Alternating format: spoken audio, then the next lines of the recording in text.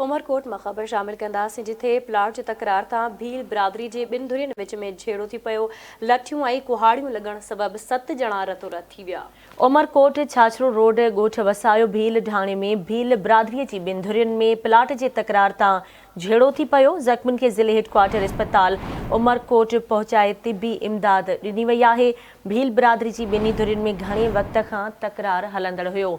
अवां खे अहम ख़बर ॾियूं पिया। उमरकोट वेझो प्लाट जे तकरार तां भील बिरादरी जी ॿिनि धुरियुनि विच में झेड़ो थियो आहे। लठियूं ऐं कुहाड़ियूं लॻण सबबि 7 ॼणा रतोरत थी विया। उमरकोट छाछरो रोड ॻोठ वसायो भील ढाणे में भील बिरादरी जी ॿिनि धुरियुनि में प्लाट जे तकरार तां झेड़ो थी पियो।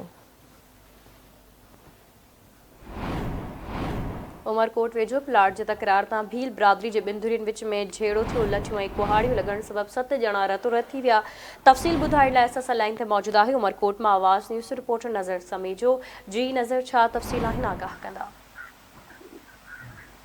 जी बिल्कुल, उमरकोट जे भरिसां प्लाट जे तकरार तां भील बिरादरी जे ॿिनि धुरियुनि विच में झेड़ो थी वियो। लठियूं कुहाड़ियूं लॻण सबबि जेको 7 ॼणा रतोरत थी वियो आहे। छाछरो रोड जो ॻोठ वसाए जी ढाणी ऐं भील बिरादरी जे जेको धुरियुनि में झेड़ो थियो पियो। मालिकी तां जेको प्लाट जी मालिकी तां ॼामी ज़ख़्मी थियण जा नाला जेको आहिनि उहे ज़ख़्मी में ॼामी ऐं जेठियो खुशहाल सोनी करमू हस्तू भील ऐं मथां जेको आहे कॉलेज जा वार लॻण जे सख़्तु ज़ख़्मी थिया, जंहिंखे सिविल अस्पताल उमरकोट आंदो पियो आहे ऐं बि इमदाद ॾिनी पई वञे।